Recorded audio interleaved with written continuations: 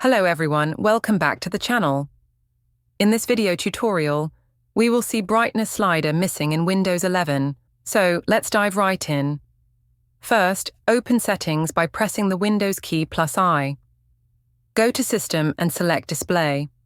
Normally, the brightness slider should appear here. If it's missing, there are a few things you can try. Start by updating your display driver. Press the Windows key +X, choose Device Manager, expand Display Adapters, right-click your graphics driver, and select Update Driver. Choose Search automatically for drivers, and let Windows install the latest version. If that doesn't help, try reinstalling the driver.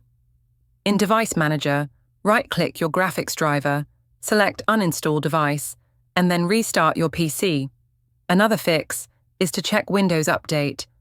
Open Settings, go to Update and Security, and click Check for Updates.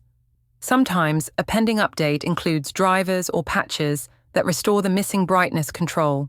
Finally, if you're using an external monitor, keep in mind that Windows brightness controls may not apply. In this case, adjust brightness using the buttons on your monitor itself.